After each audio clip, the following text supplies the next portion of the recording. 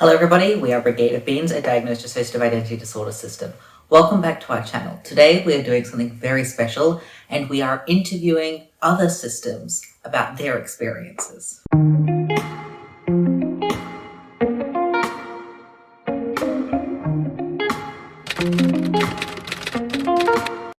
We are very excited for this video. It has been months in the process, but we collected a bunch of questions from our audience that we then sent out to several other systems who wish to participate in this video. We ourselves are also participating.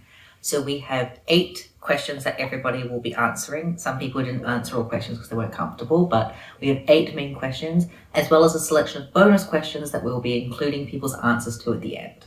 The questions are broken down into 2 sections. The first section is taboo questions, so questions that aren't necessarily polite or that you don't necessarily want to ask a system directly because it can be quite invasive.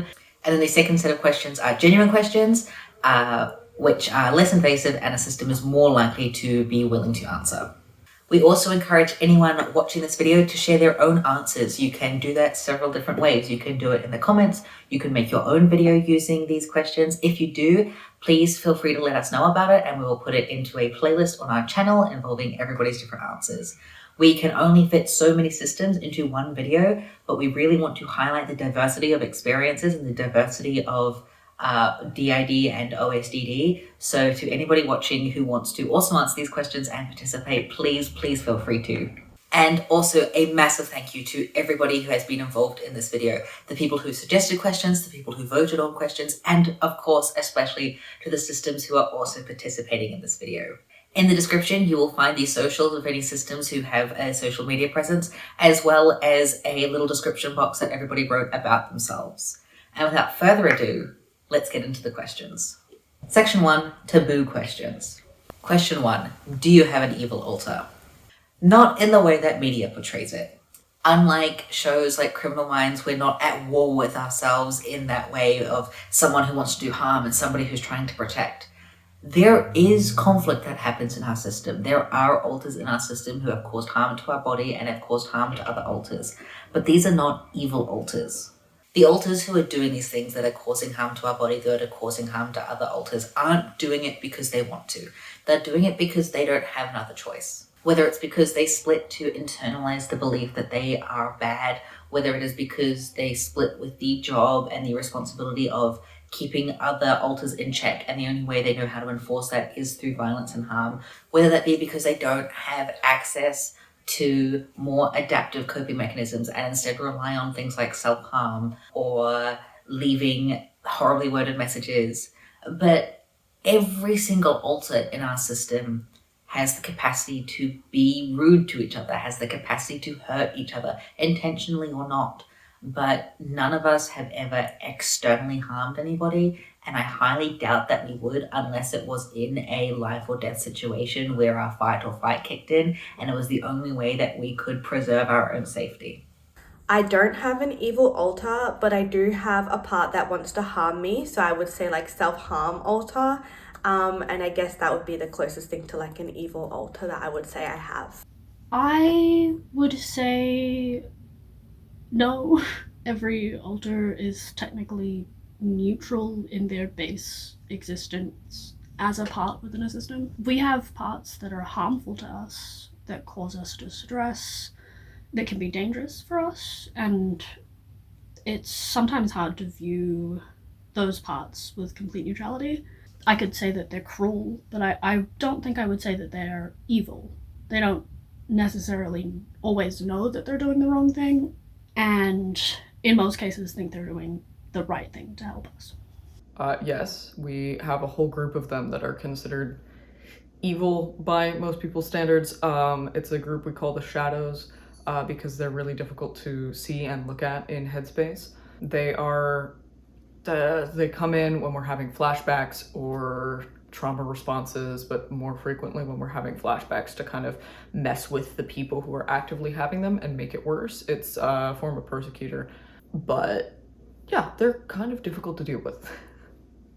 But they don't actively target most people outside of the system most of the time. Hey, this is Eve of the Moon System. I'm a persecutor in the system and I will be answering question number 1. I'm also answering this because there's a stigma that persecutors are evil. So I hate most of our system, and most of our system hates me. But I do whatever I do and say whatever I say for a reason. So I'm not evil. And if I didn't act the way I did to our system personally, to our system, not all systems are like this, I feel like our collective walls would be way more down and we would be weaker, or at least that's my thought. Does that make me evil if I'm a bitch to them most of the time? First of all, I feel like they deserve it and I only attack the things that I think need attacking. Second of all, no, I'm obviously not evil, and the chance that an altar and a system being evil or like a bad person is just as much as anyone randomly from the street being a bad person. I'm a former persecutor and probably an altar that some people might consider evil, but that doesn't make me evil. I'm the way that I am, and the things I've done were wrong, but I didn't do them out of evil intent. I did them because I thought it was the right thing to do and that we deserved to be punished for what we'd done. And that involved me acting out in self-destructive ways. But that doesn't make me evil. I need to be held accountable for the things that I did, and I have been. But that doesn't mean that they just wrote me off. If they had, I wouldn't be like this now. I wouldn't be here. I was given the chance to get better, and I did. And that's part of why we don't like to use the term evil altar, because it takes away that room for growth in our mind. When people ask this question, do you have an evil altar? I feel like people are really asking something else instead. I feel like people are asking, do you have an everyday evil inside you? Do you have unpredictable evil that surfaces quickly and without reason? Is the evil within you under control? Are you a danger to me? This isn't a casual question. This question really needs context. It's not appropriate to just walk up and be like, is there an unpredictable, out of control evil inside of you that's a danger to me? Like, what kind of question is that? Question 2 is, what is the best and worst thing about being a system? For me, the best thing about being a system is that it literally saved my life, because DID is developed due to severe childhood trauma. So our brains dissociate during the traumatic events so that we can continue living our lives. So that's where like the alters and different parts are created. So someone endures the trauma so other parts can like continue living their life. And so for that, I'm very grateful, and that's the best part of it, because otherwise I don't know where I would be today or how I would have survived my trauma. And for me, the worst part about having DID and being a system is that it's very inconvenient in terms of symptoms such as memory loss due to like amnesia associated with switching, losing time, which is also associated with switching and amnesia, feeling out of control of my life and never knowing who I am. And then also the grief that comes with knowing why I developed this condition has been a lot to work through, and I'm still working through that grief as well, and just like grieving how my life could have been had that trauma not happened to me. I would say that the best parts are that it is a support, and it is a support that's very tailored to us, because it happened to us and it happened for us. It is structured in a way that is tailored to us. I know that if I cannot handle something, there is another part that will handle it for me. And I know that I can feel very alone in the world having DID, but the other parts, this is kind of a complicated dynamic, because I feel lonely in having DID, but I feel less lonely in knowing that there are other parts here with me, holding me through it, and we are helping each other through it. But the worst parts, it's incredibly lonely and isolating and scary. I don't like losing time and control and substance from my life because it is such a huge part of my life. Everything else kind of revolves around it. And that sucks. It's debilitating. It sucks. The best, it's like, it's kind of got a catch. It's that you don't have to be the one in front all the time. There are systems, obviously, like that who have a host that's front stuck constantly, but we're not like that. Yeah, it's that you don't have to expend all of your energy being out all of the time and deal with all of the problems that are happening. But it's kind of got a catch because we have a pretty decent collective memory between, at the very minimum, most of the people who front regularly. The downside to that is that if I don't want to clean, somebody else has to do it. And then I still remember cleaning when I switch back in. So it's almost like I did it anyway. That's the downside. The worst thing about being a system is all of the trauma and the flashbacks. It is not being able to do normal things that you should be able to do without having flashbacks. Like eat and take showers and exist. Trauma aside, because that's kind of obvious. The worst part, for me, one of them at least, is the feeling of losing time. Because since we're not one just living our life, obviously everybody has the right to front. However, if someone other than me fronts for 6 hours during the weekend, I have the right to complain, give me back my weekend. So yeah, it's a given, but it's a part that I heavily dislike. And about the amnesia, as horrible as that is, I'm forgetful even when I'm fronting, like horribly, so I'm kind of used to it.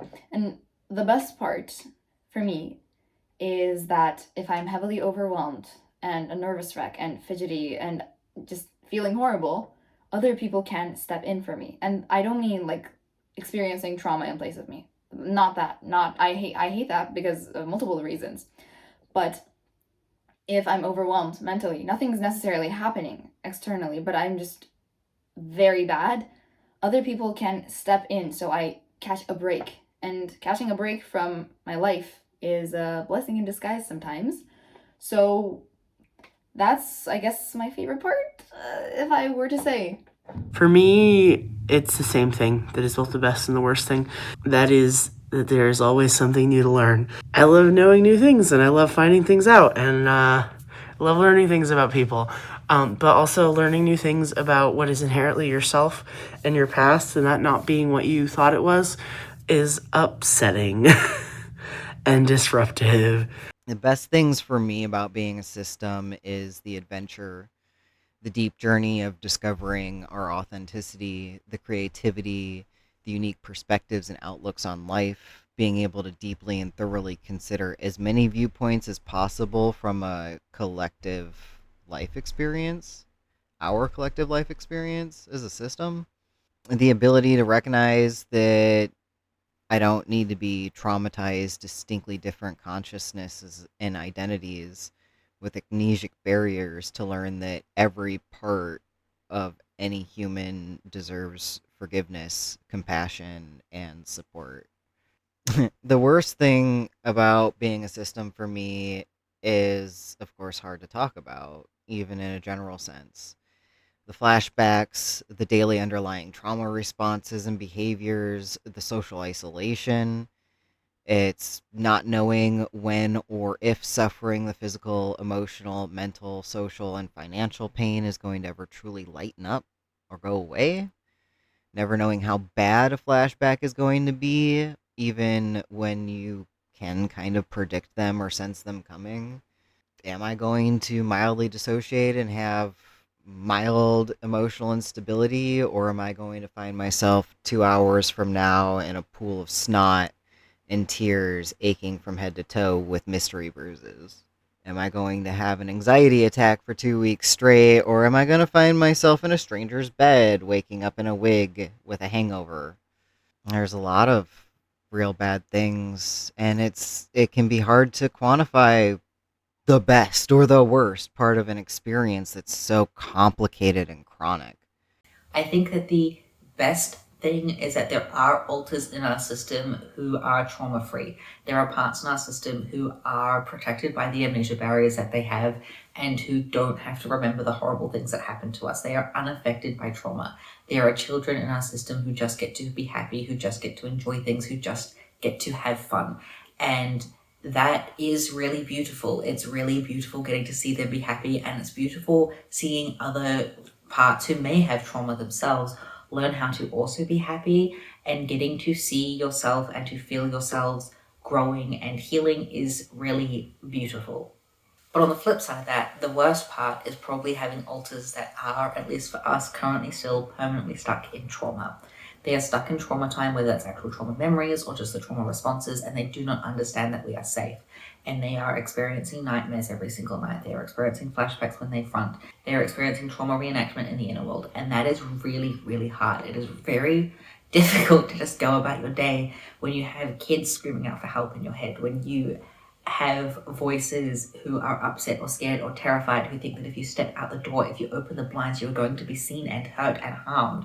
And it's hard to rationalize with them because they are not connected. They cannot hear you. They are trapped and they are stuck.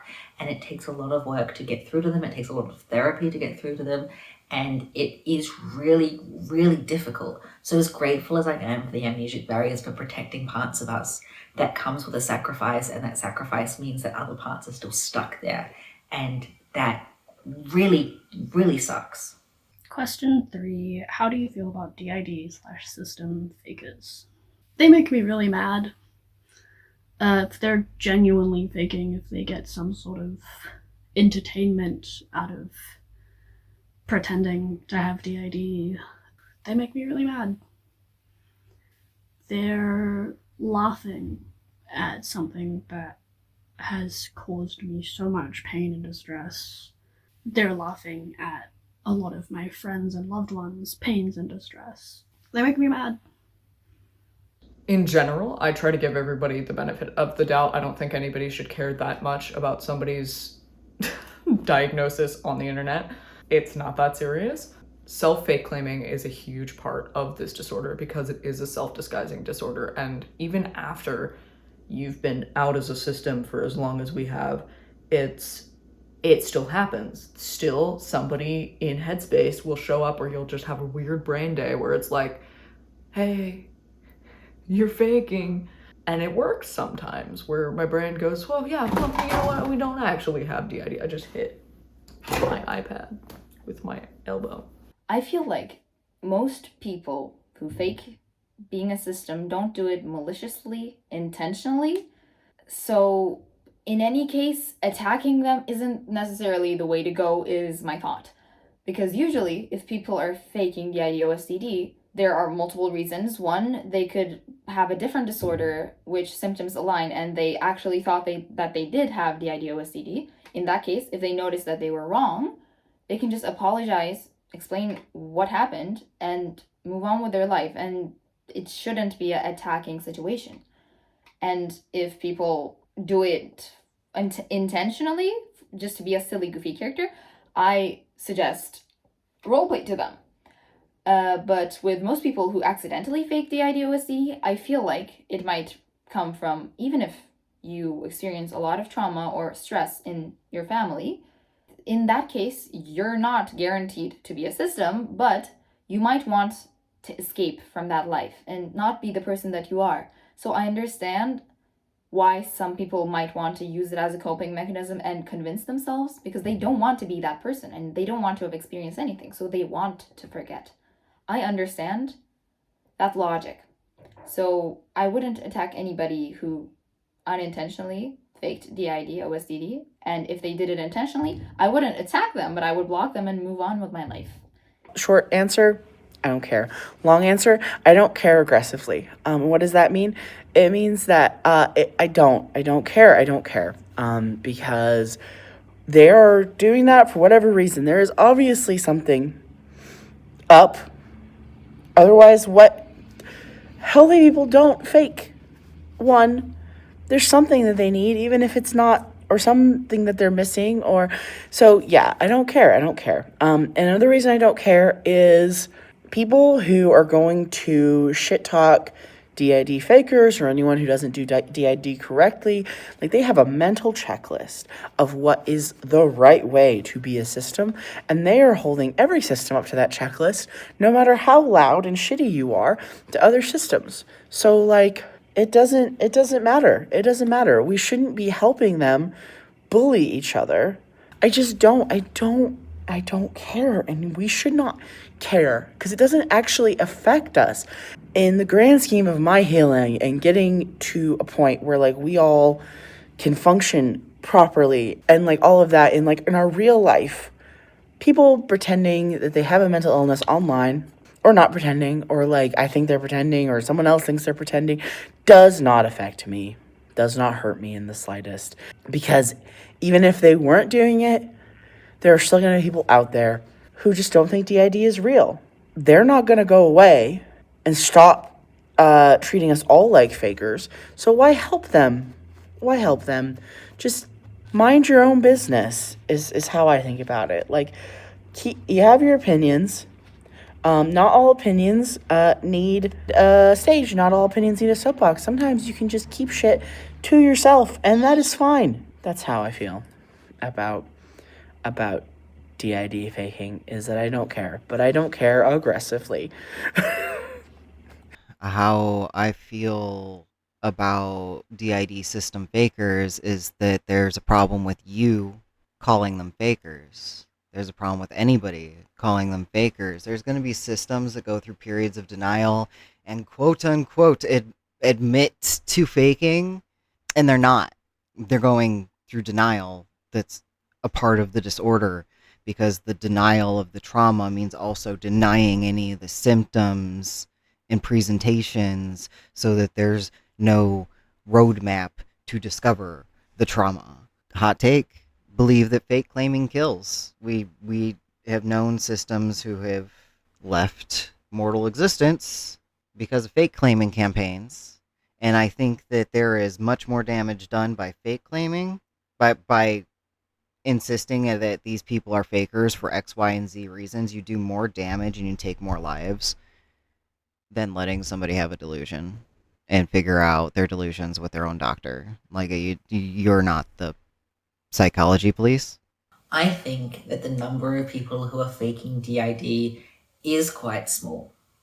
I think that there are people who aren't a system, who say that they are a system, not because they are faking, not because they are malingering, not because they are being malicious, but because they have misinterpreted what it is like to be a system. They do not understand the level of dissociation that's involved. They don't understand just how differentiated alters are versus typical natural parts that every human has. And I think that it's just a mistake. It's either other diagnosis in play, like bipolar or a personality disorder, or even CPTSD. It's just CPTSD without the associated dissociative disorder. But also, I think that most people who are told that they're faking aren't faking. But I think that the attitude online of telling systems that they're faking, or calling people out for faking, or saying that if you have XYZ experience, you're not a real system, that is more toxic and more harmful than the people who are malingering and who are faking or who are misguided. I feel disappointed that people would fake a condition that people genuinely have, because the condition is so debilitating and inconvenient and takes such a toll on people's lives, that it's just disappointing that somebody would fake having that when they don't actually have it. And I also think it's very, very extremely dangerous, because it can spread a lot of misinformation, which is dangerous because it adds to an already problematic stigma that's associated with DID. This is question number 4 of the taboo questions. How do you have a partner / a date? We as a system have found that it's very helpful to be dating another system, because it eliminates all of the problems of how do you make a whole system date a singlet. You don't. That's creepy. we in particular had an ex of ours that was a singlet, and that was not as healthy of a relationship as it could have been if we had been both singlets or both systems. That's the partner thing. You talk to people. You talk to people and you make friends in other systems, and then you discover that you like each other, and you be really weird around each other for a little bit, and it's like, hey, I like you. And they're like, hey, I like you too. Or they're like, no, I don't like you, and you move on. It's very normal, all things considered. Dates are a little harder to schedule, particularly between my partner system and I. Sometimes someone will come out and they'll be like, hey, I want to see my partner tonight, and everyone will be like, okay. And then someone else will front because they got triggered out and then get stuck, and then they see their partner instead. And that's how that works. Dates are hard to schedule. So a lot of them are very much spur of the moment, hey, we're doing this now sort of things, as opposed to, hey, next week you and I are going on a date, we're going to be there, because it doesn't happen.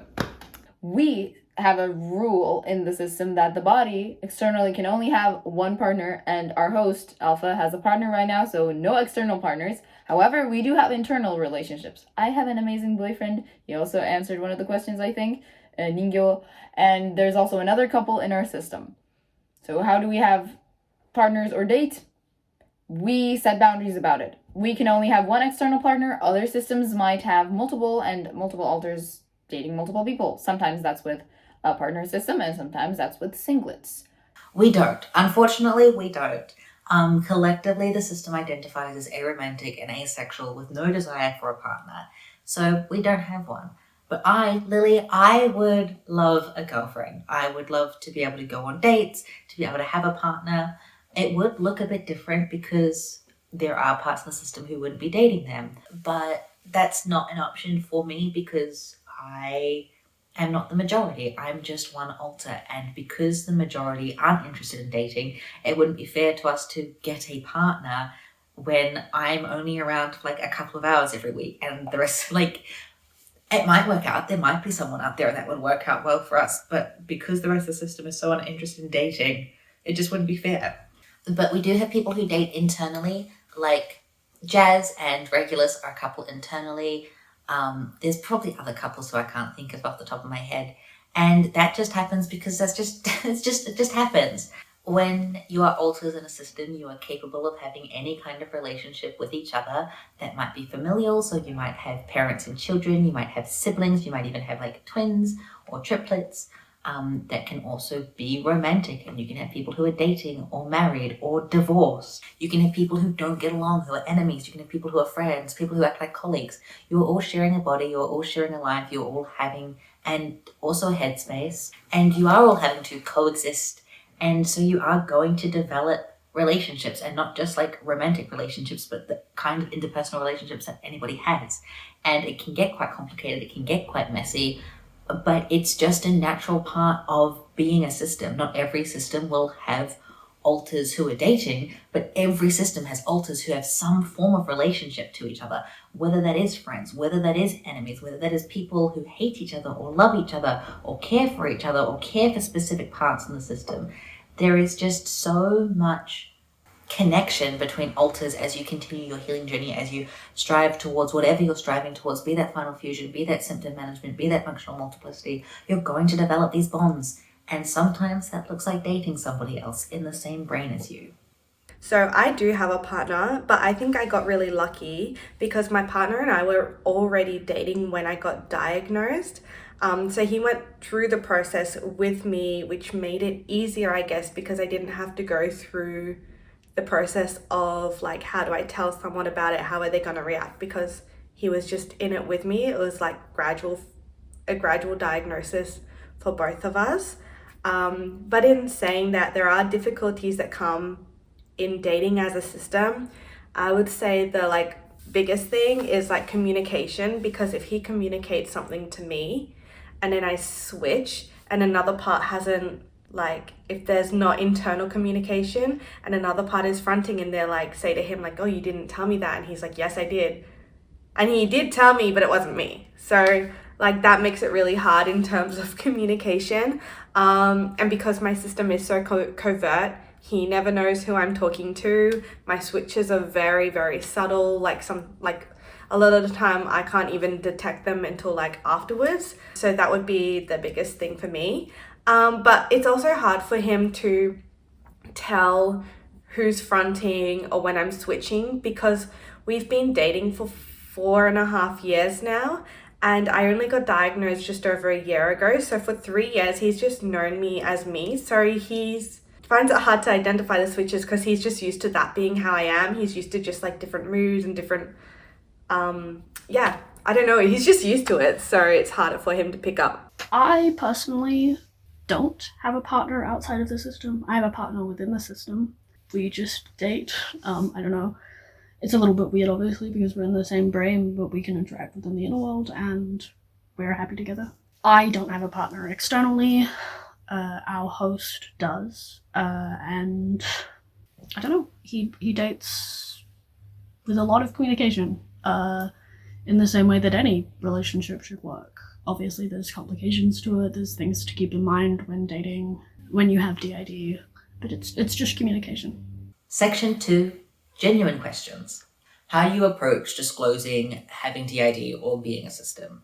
This is going to vary based on context. If we're approaching a new medical professional, we'll be like, these are our diagnoses that we have. This is where we got the diagnosis from. This is the people that you can contact if you have any further questions on like a professional standpoint. When it comes to friends or potential new friends, then we just might mention it casually, and if they don't know what it is, we'll explain it. We have a special interest in dissociative disorders, and so we do have the capacity to just explain what it is. And if we don't, if there's not enough time, if it's just a day where someone's fronting who doesn't want to explain it or who can't explain it well, then we just point them towards our social media. We also have it in our bio on our Instagram, so when we add someone to Instagram, they see that we have DID and we talk about it in our stories. And if they have questions, if they're unsure about things, then we just explain it. If we're unsure of someone's vibe around it, like when we restart uni and if we're having to speak to tutors or lecturers about it, we might just start off with we have a dissociative disorder, or we dissociate, or we have PTSD or CPTSD. Sometimes if we're really unsure, we'll just say we have autism, and then like we do have autism, we do have CPTSD, we do have dissociation, but we'll approach it with the labels that are more accepted, are more likely to be accepted first, to then gauge their response. Or we might talk about it in abstract. We might be like, oh yes, like I was reading this new book about DID, or I was reading this autobiography about it, and see what their response is to that, to then choose if we disclose ourselves. Well, if people are not safe with us, like they are not safe people to us, we wouldn't tell them anyway. But we don't have that many friends or people we know in real life anyway, so all of my university class knows. We're 8 people, including me if you count me as one person. Parents know, but they ignore. Most of our close friends know and have are simply plural. And people on Discord that we are friends with know, because they are real friends to us. So we don't really have a problem. If we want to tell someone that we just recently became close and safe with, then we have like a slides situation that we can show, like next slide, next slide. We made it. It's in Turkish. It was for a class, but it's done. So if they are Turkish, we can just give that. So that's helpful. If we're safe with them, we tell them. And if we don't feel safe with them, then we don't. I approach this by getting a feel of that person's general philosophy on mental health, then trauma, then PTSD and disability, in order to assess the level of safety before approaching it. And then I go from there. It's honestly such a tailored approach to each individual person that it could take an entire video to cover how we approach disclosing our condition. I might ask what they know. I might introduce examples to judge their responses. I might bring up like DID movies and shows to assess what their level of familiarity is. I might talk about the experience of dissociation and time loss in a broad way, without explicitly discussing the details or the alters or the causes behind the memory loss and the dissociation.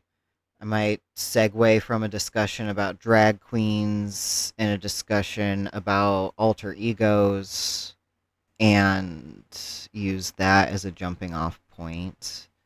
I might introduce them to concepts like internal family systems therapy or the Jungian theories, like the from Carl G. Jung, analytical psychology. I might also send them academic articles or make book recommendations, or one of us might just say fuck it and introduce themselves. It's always a contextual approach. That's how we do it. Tailored approach. Depends on who we're talking to. Basically, what I do is I disclose like other conditions first. So, for example, I'll disclose like anxiety or like something that's a bit more like, I guess, less stigmatized, and see how they respond to that. You know, talk about mental health, talk about self-care, see what their kind of like vibe is. And then I'll mention like my chronic illness because I have functional neurological disorder. So I kind of mention that and just see what the vibe is there. And then based on the reaction, I see if I want to talk about my DID or not. But I also kind of like decide based on like, is it necessary? Do I want to talk about it with this person? And I kind of ask myself like, what level relationship am I happy having with this person? Like, do I want to tell them? Do I want to talk about it with them? Or am I happy having a relationship where they don't need to know that kind of stuff? Carefully. With a lot of anxiety, I think it's always scary to tell people. It's always difficult to navigate. I think it can be especially hard to tell people if they've known you a really long time, because you can kind of second guess yourself. And so I think for me, we like to make sure that whenever we're telling someone, we're doing it confidently, because we don't have the time or energy to deal with people trying to invalidate us. Whether or not they actually would, it feels safer for us to do it that way. And I guess trying to be kind as well, because it is an unknown for a lot of people, and that can be scary and overwhelming. And to not just immediately get like angry if they don't understand, to be like, hey, this conversation is scary for me too. How can we meet halfway? How can we communicate through this? I'm telling you something really vulnerable about myself, and I want you to understand. I want you to see where I'm coming from. Yeah, so it's just trying to handle it carefully while not giving any ground for anyone to invalidate me or my life or my experiences. Online, we are, I think, a little more cavalier about it than we are in real life. If we're meeting like new people in a professional standpoint online, then I do believe we tend to go by Vic, which is our singlet sona. And whereas online on TikTok and stuff, we're more, actually TikTok is really the only space where we're out publicly as a system. I think in most other aspects of our life, we are kind of still inward about that. We don't talk about it much in real life outside of interacting with our partner who is also a system. Hello, this is Lucy from the Moon System. I'm the sleep helper of the system, and I'm going to be answering question number 6, which is, how do you deal with the associated symptoms of DID OSDD? Let it be switching, internal voices, headaches, dissociative amnesia, identity confusion, and so on. With amnesia, usually we keep in our journals and our phone notes of what we need to do that day and where we're going. And we usually write this almost 2 weeks ahead sometimes because we have a busy schedule. So whoever fronts, even if they do not know what they have to do, they check it and they go by that. With communication issues, we have known of the system for 4 years, and we tried very much at the very start to communicate better and better. And right now, we don't have to try as hard, but we do have good communication, luckily. With identity confusion, we just grit and bear. Sometimes you just don't know who is fronting, which is okay. Sometimes we blend together. Sometimes we're just dissociated and can't tell who we are at that point. And that's fine, because it does pass at some point. And we don't know how. We just wait for it to pass. With headaches, since our host has problems with the idea of medication because of what the family convinced before, Alpha doesn't prefer taking painkillers either. So usually, if we have a horrible headache, we just grit and bear. with switching, because we usually walk the same way every day, we have a few places we go to anyway, and we're not that social to be going to parties and stuff like that. So, usually because we walk the same way a million times, even if we are switchy when we're walking, when we're listening to music, and we're heavily dissociated, the switch can happen when we're just walking, not even stopping, because it's just something that we're so used to bodily. And in that case, if someone tries to talk to us that we know or we don't know, we can still answer when heavily dissociated and feeling like we are switching. We can answer short answers, but they do the job. We do whatever we can to manage our symptoms. We try and track who is in the front so we don't have as much identity confusion, though it's not always possible. We use apps to keep track of things that we might otherwise forget. We do our best. We use organizational and management apps such as Simply Plural. We utilize Discord for communication and things like that, and that does help us keep from getting too lost. It's not perfect, but it works for us as much as it can. We have alters like myself that don't struggle as much with the dissociation. Or, I suppose you could say, we handle it much better. It's not that we don't struggle with it, we just know how to work within it. So, no matter how dissociated we are, I, for example, can always do what needs to be done. Now, occasionally I can't actually get to the front to do that, but in an emergency, I can, and I am the one that fronts, and I am the one that does what needs to be done. And that is often how we deal with the worst of symptoms. Yeah, we make Merlin do it. That's how we deal with the worst of the symptoms. We make Merlin deal with it. I mean, there's a whole bunch of alters, or like a whole group that are deal with like emergency fronting and stuff like that. But I guess Merlin just does it the best, or we trust him the most. He knows our life the best. So he's just better at it than we are. Well, than I am. I guess I'm good at it too. I'm better at coming around when things are really bad and someone needs to yap or be angry. I'm good at that. I'm good at talking. That's my job. I talk. But yeah, I guess that's how we deal with the bad symptoms.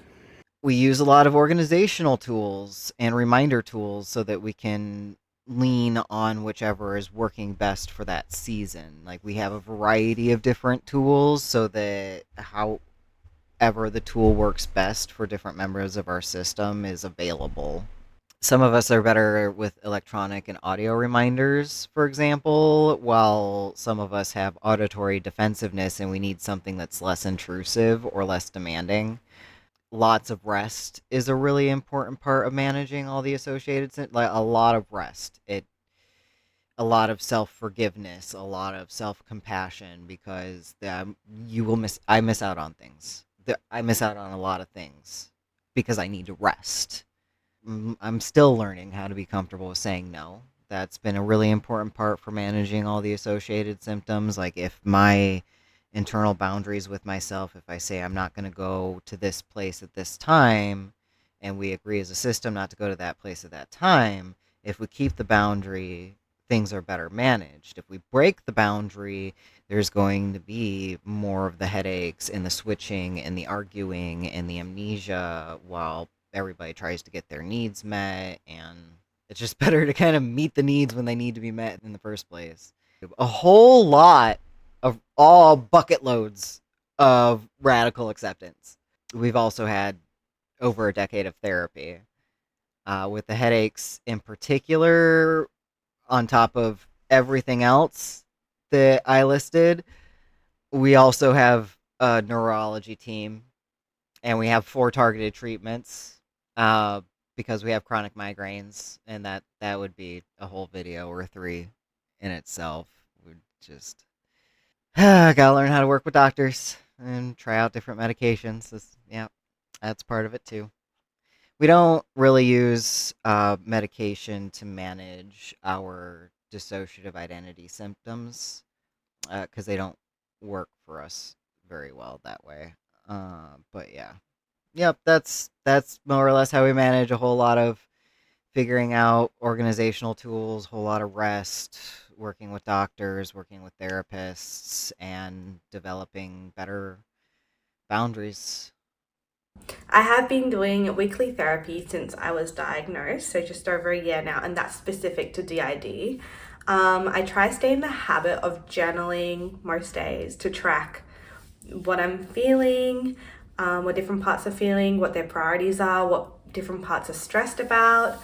Journaling is really good because I have different handwriting for different parts, so it kind of helps, especially with my very covert system, it helps me like identify who's around, who's kind of like feeling what.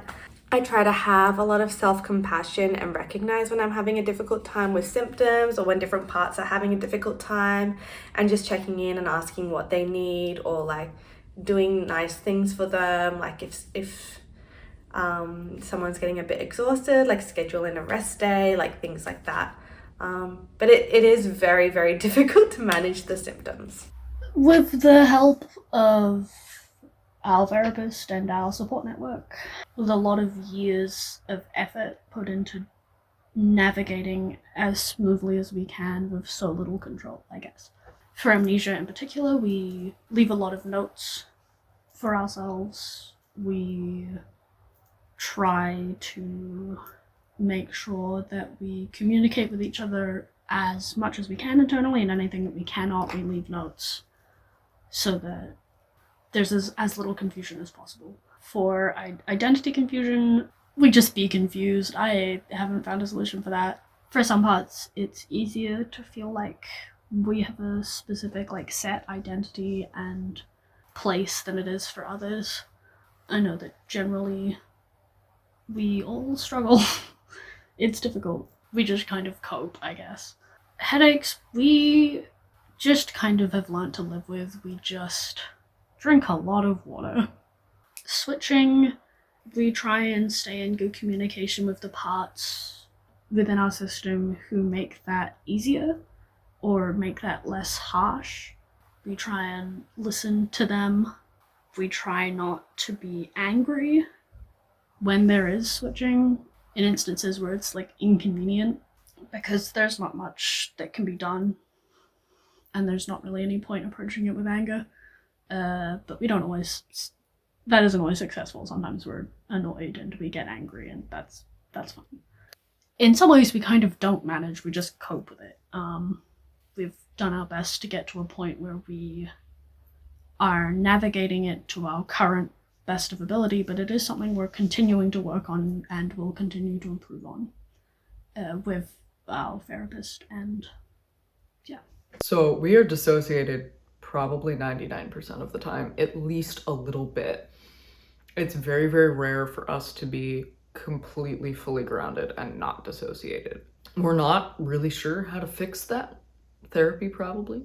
Amnesia really only occurs for us between people who A, have been dormant for a long time, or B, aren't part of like the core cluster of people, which is about probably 30 people, if I had to guess. Identity confusion, we have a whole thing on our Simply Plural about people who can reliably identify themselves, and people, it's like a 5-part list or whatever. It's can reliably identify themselves when they front, can't reliably identify themselves, like needs a minute to identify themselves, can only be identified by other people in front, or consistently is only identified by our partner system, suggesting that they're up there. They're like, hey, you're acting like this person, and then they'll be like, oh yeah, I am this person. I have chronic migraines. It sucks. The switching usually isn't that bad for me. On some days there will be a really rough switch. Internal voices, occasionally when things get really bad or we're really anxious and stressed, you will start hearing screaming, and that's really bad, and I don't like it. I don't handle that. I wait until it goes away. That's the coping mechanism for that one, is waiting it out. The first step of managing it is to understand what's going on. So it's the educating yourself. So it's learning about it. It's learning what that is, learning how it presents. So that's been talking to not only our therapist, but also other people with lived experience with dissociation, whether that is talking to people directly or consuming their content, listening to podcasts, watching videos, reading articles about it, educating ourselves about it so that we know what it is, and then working on the management stuff. What does masking mean to you? And I'm going to answer this one because I do a lot of our masking. I mean, all of us to an extent do. But masking to us is basically appearing as a normal and mentally healthy and as singlet as we can. Like, my job is basically to be the singlet that everyone else thinks we are. The singular one person that everyone else thinks we are. That is masking. It is putting all your shit, crap, stuff in a box and playing the part that everyone else thinks you're playing. No matter who it is wearing the mask. To me, it's a subconscious and unconscious selection of personas that take executive function of behavioral expression. They are typically a social survival tool that have been identified in many polypsychic schools of psychology. I lean towards Jungian analytical psychology as a base when trying to find the words for this kind of thing. It's like a physical reflex. Masking is it's like flinching and raising your arms above your head before you even know what's happening, but it's a social psycho emotional reflex instead. I think it's generally conditioned as a result of repeated experiences, but can be consciously curated for better or worse. In our case, we can sometimes develop a relationship with our masking alters to make things easier or less draining to manage. I think of masking as a safety mechanism to assist in controlling how people see you. And one of the ways that I mask in terms of my DID is by remaining extra covert and everyone in the system identifying themselves and responding to Chow.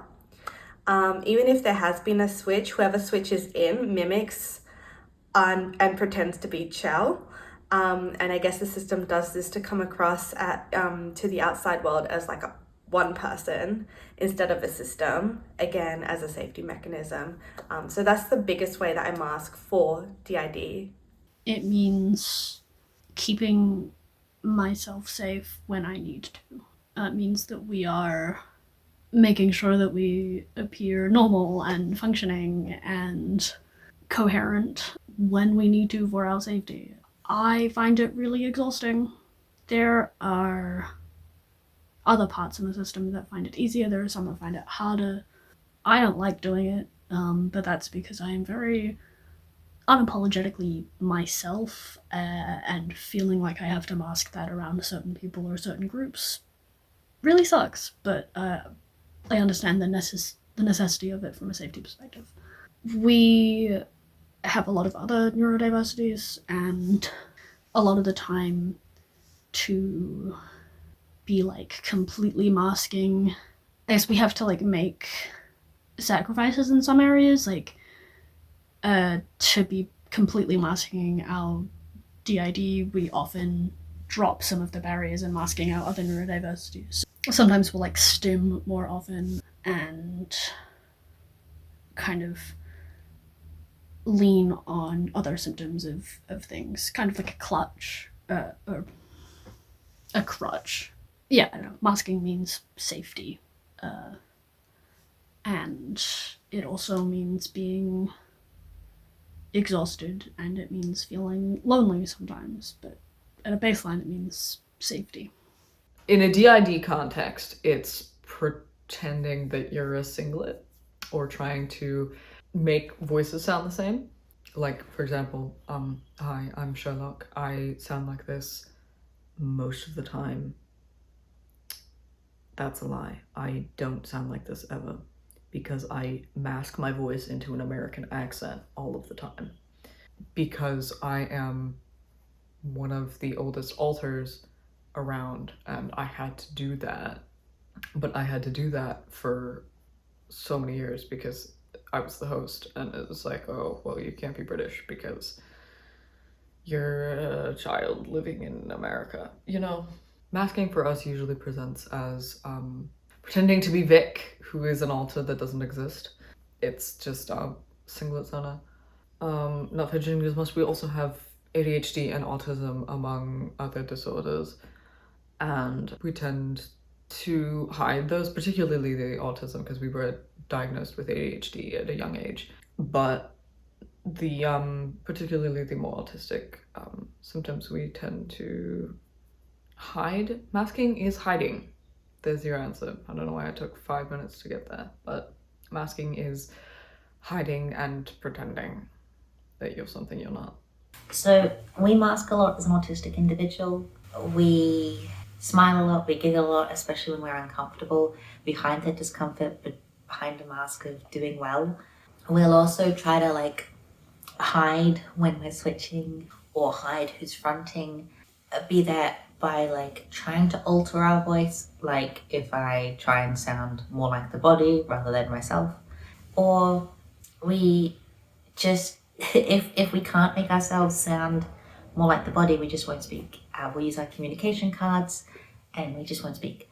And it's about trying to blend in and be seen as the same as everybody else, because we are aware of the fact that there are people out there who take advantage of vulnerable people, and DID can make us vulnerable. It has given us a lot of strengths, but there are parts in the system, younger parts, trauma holders, all of that kind of stuff, who are more vulnerable, and masking is about protecting them and keeping them from being noticed and keeping people from taking advantage of them. Hey, this is Haru, and I am the mask of the system. I'm also an emotional protector and partial gatekeeper. We use the term mask because I am the most similar to alpha in behavior, so I would say that I'm the best at masking, in my humble opinion. What do we consider masking collectively? Acting like alpha, which is our host, but also we don't really mask because everyone can pass as just alpha having a bad day, alpha being mad that day, alpha being just more silly goofy that day. Everyone can pass as our host being something that day. So we don't really mask. And no singlet assumes, oh, this is a different person entirely randomly most of the time. So dissociation comes off as, oh, they're just dazed a little. And switching feels like, oh, they're just dazed a little. And other people feels like, oh, they're just a little like this today. So we don't really mask. Question number 8. What is your inner world like? It's fucking complex. Trying to think of where to start describing it stresses me out. In part, it stresses me out because the length of time I'd like to take to paint a cohesive picture. Some of those details about our inner world feel very personal and vulnerable. I don't really want to share the details of the map or the mechanisms because for some of us, sharing that information to strangers feels really unsafe. And we've experienced manipulation and abuse from having shared our structure and inner world details and mechanisms before, so it's big and complex. That's all I can say. I don't have a lot of access to my inner world because I'm only a baby system, and I'm also covert, so it's very hard to establish communication internally. However, what I do know is that so far the inner world is like the hotel corridor from the movie The Shining. All the doors in the corridor lead to different parts, rooms, which I don't really have access to all the time or ever. At the end of the corridor, there's a big safe with a massive lock on it that stores memories and things from my life that I cannot access. And at the front is a control room, which looks a lot like the control room in the movie Inside Out. So there's a panel and there's screens to see what's happening on the outside, and the screens can also play memories, and then multiple parts can be in the control room at the same time. So one part can be fronting, another assisting, they can be co-fronting, things like that. Our Innerworld is very nature focused. The areas are named like there's the meadow, which has one really, really big house that kind of has endless hallways, and there's the forest, which has a bunch of little cabins. There's the field, which has a bunch of little like cottages as well. There's the grove, which has one small house. There's things like that. And they're all separated areas, so the parts can feel like safe and in their correct kind of areas. I live in the meadow. It's a meadow. It's very aptly named. The house is kind of a very old style house. As a kid, we were very interested in like Victorian architecture for a while, so it's a very kind of like old English Victorian kind of era house on the outside. It's got a big wraparound porch. There's trees in the meadow. There's always flowers in the grass. It feels very safe. It feels very sunny. It's a nice house. There's a lot of space in the kind of common like lounge area where we can all spend time together, or the parts that live in this area. We all have our own rooms. It's very nature focused. I think that we found a lot of comfort from nature. As a kid, we spent a lot of time outside, and so it makes sense to me that so much of our Innerworld would be nature oriented or revolving around beautiful natural kind of landscapes. It's really cool. It's a planet. That's where we get our name from, Planet Astoria. The Astoria bit comes from a book that a good friend of ours sent us. They were like, wow, this is a cool name. And I was like, I agree. And then we became Planet Astoria. But the planet part comes from the fact that our headspace is literally a planet in space. The space goes on for really long ways. I have not been to the end of it personally, but I know people who have. I don't know what's out there. There's stars and stuff.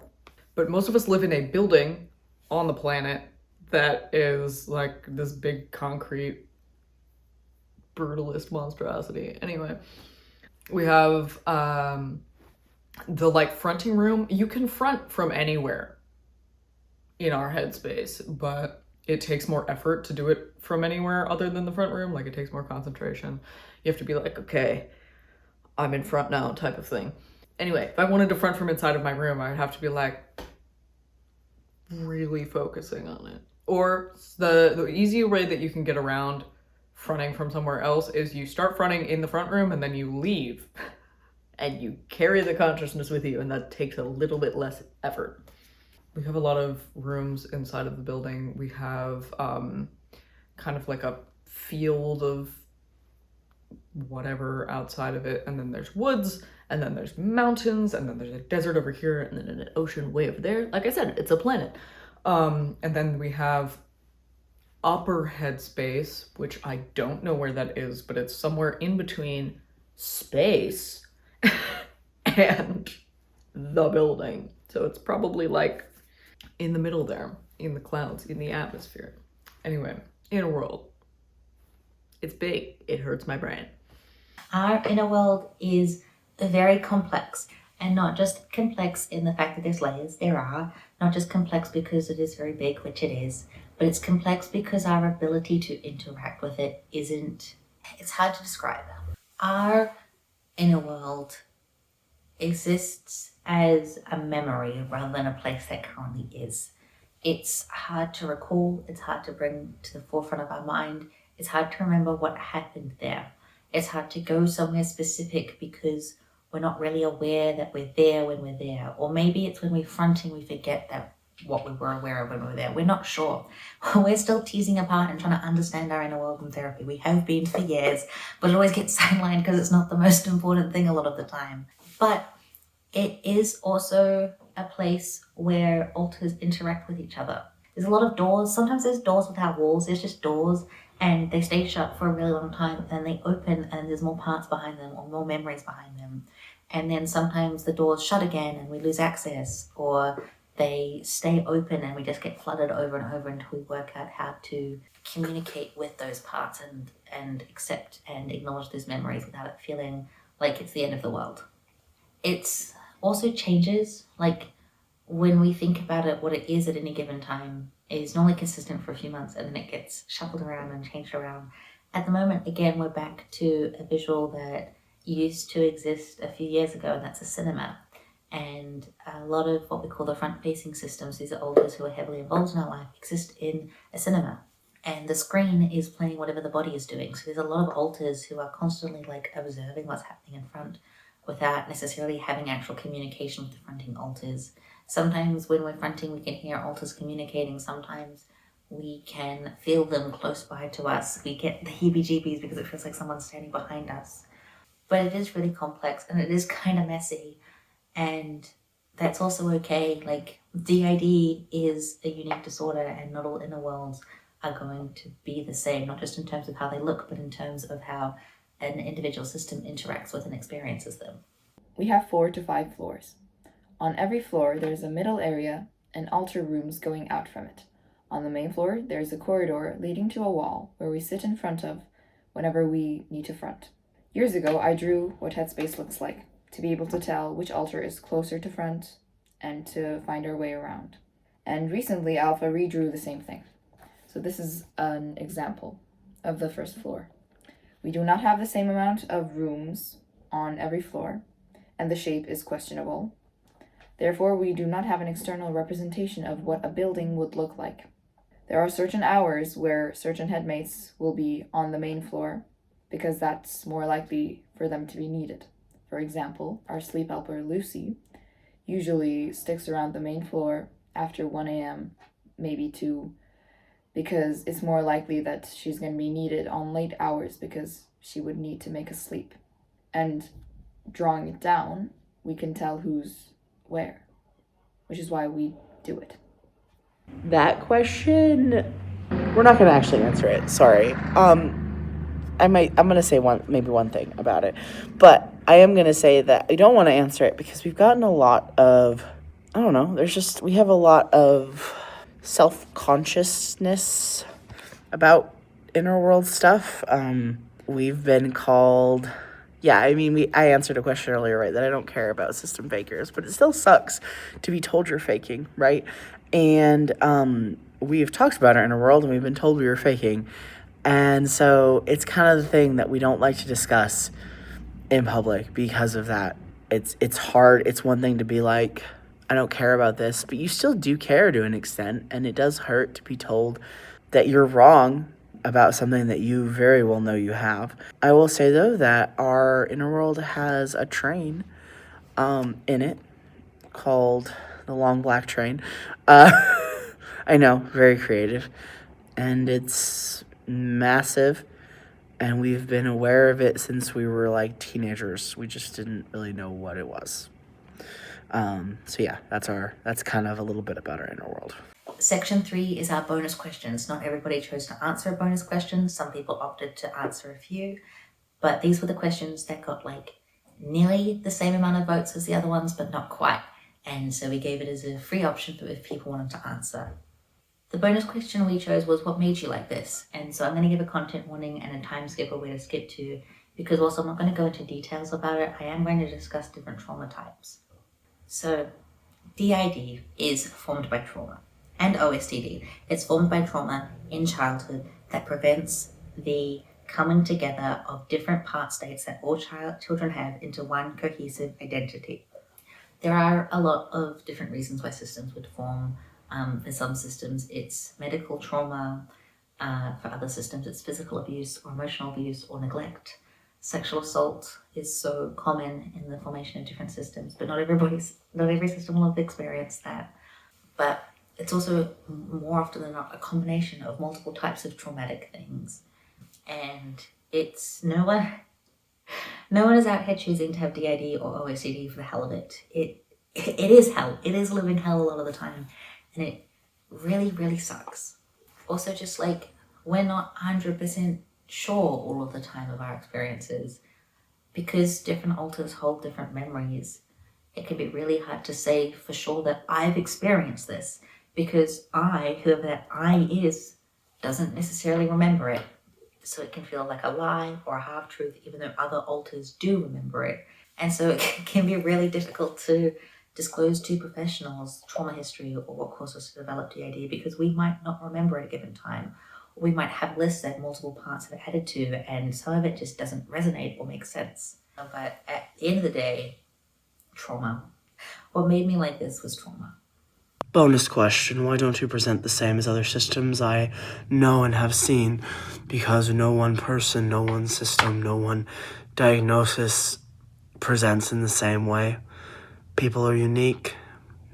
Mental illness is unique. We are built by and informed by our experiences and by the things that we are exposed to. So the way that our system presents is going to be different from the way that someone else presents. Not because our system is wrong or bad or fake in some way, but because our experiences are different. Our system has a lot of interjects, but we have a lot of interjects of rather niche sources. And what connects us all is not necessarily a source, but another arbitrary connection, generally. And that is considered rather unique. I mean, it is not inherently unique to have doubles or to have alters from the same source, but I do not know, well, I know one more system that has the amount of interjects portrayed by the same actor as we do, or a similar amount, and so it is not something that is common, and that makes us look different from other systems. That is just how our brain works, that is what our brain finds comforting, and that is what our brain felt was necessary to keep going and to keep surviving. Just like any system that has a host of DSMP or YouTuber interjects, their brain felt that was the safest option for someone that would protect them or care for them, or any number of reasons a brain might choose or latch on to something. So that is why we do not look like any other system, because no system is going to look alike.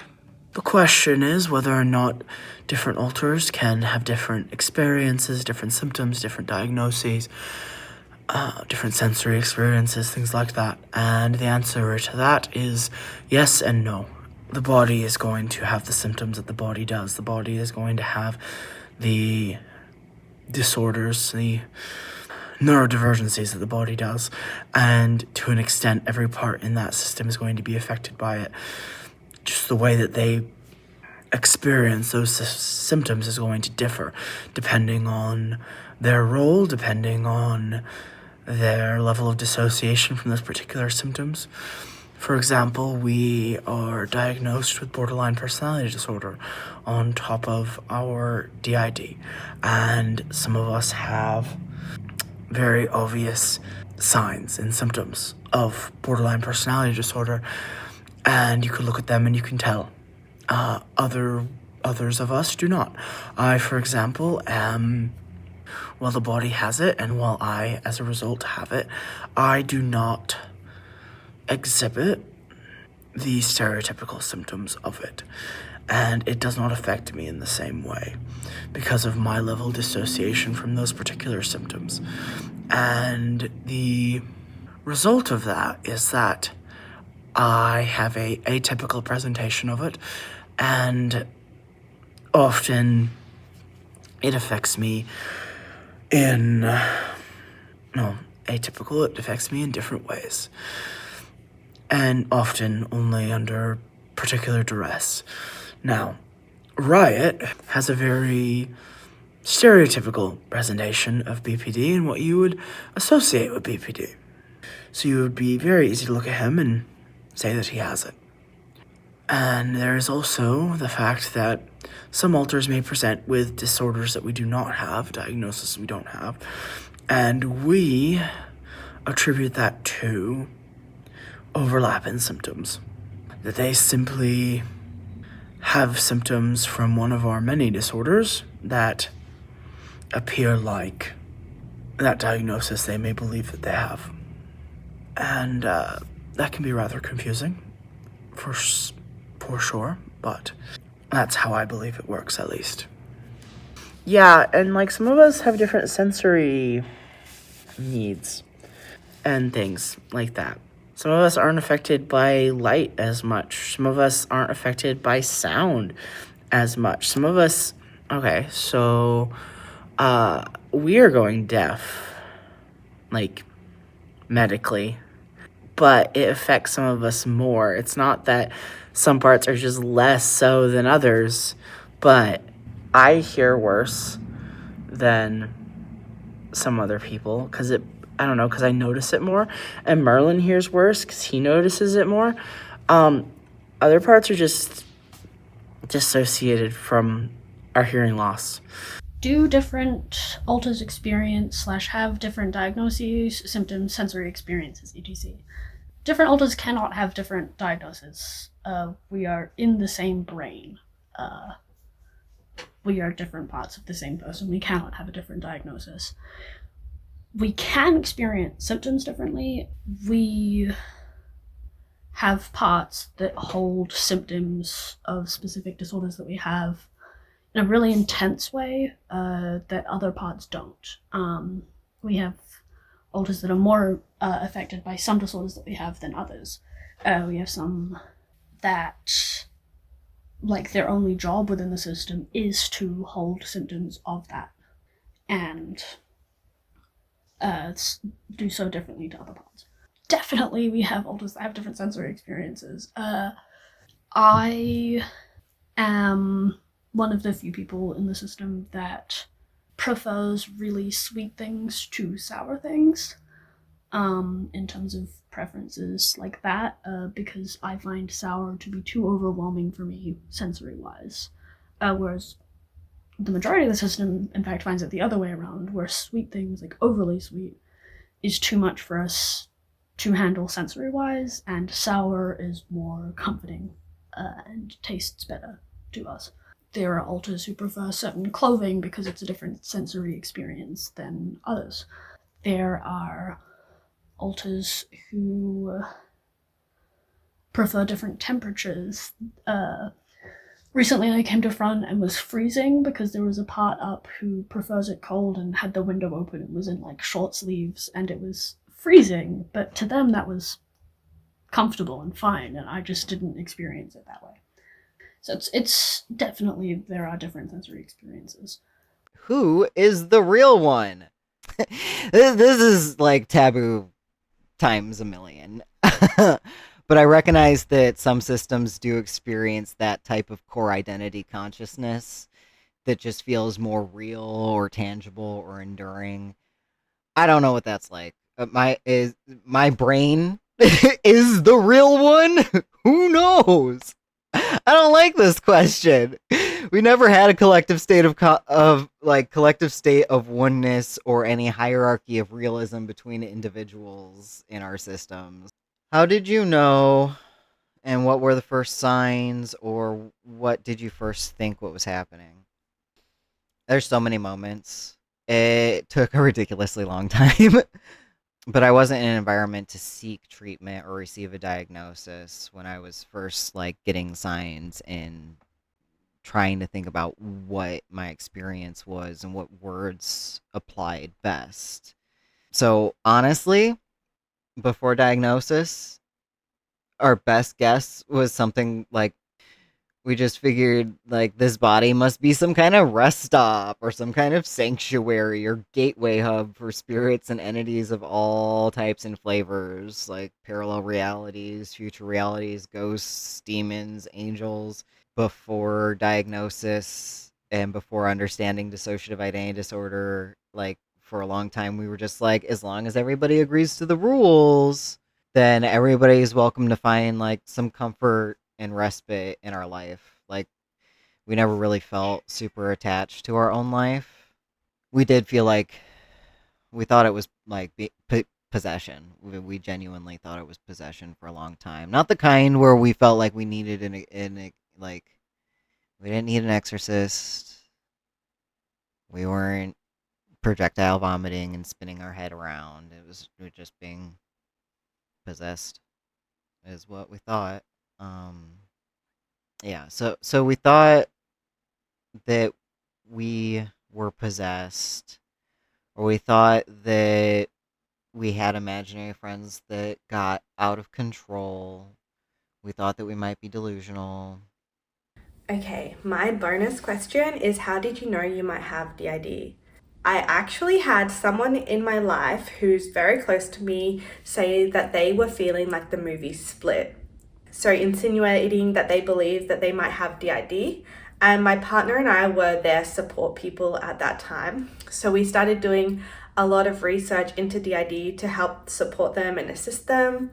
And it kind of got me thinking, because obviously DID is caused by childhood trauma. And I know that I have hella childhood trauma. So I asked my partner, do you think I could have DID? Like, do you think that's something I could have? And he said yes. And he said he's considered it before, just based on little things he's seen me do all throughout our relationship. So we started talking about it, and I asked him, how will I know if I have it? Because at this time I didn't know too much about it, and I was kind of, I guess, a little bit scared of it, because obviously naturally we are scared of what we don't know about.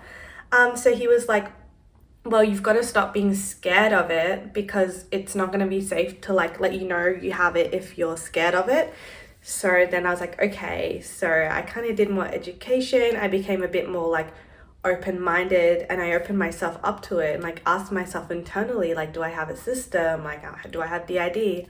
And then one night I was sleeping and I was dreaming, and it was just pitch black, and then there was just like this glass just shattered, and it was all shattered pieces of glass, and on each piece of glass there was like different faces. And that was the moment that was my system communicating to me, like, yes, you're a system, you have DID. Yeah, so that's kind of what prompted me to look into it for myself. Thank you everybody so much for watching this video. Thank you to all the different systems who participated. It has been very fun to make, even though it's taken us about half of a year to do so. We like making videos that involve different systems, and if enough people are interested, we can even make a part 2 of this, interviewing different systems and asking different questions. Thank you all so much for watching. I hope that you all have a good day or night or relevant time zone. Take care of yourselves, and we'll see you in the next one. Bye.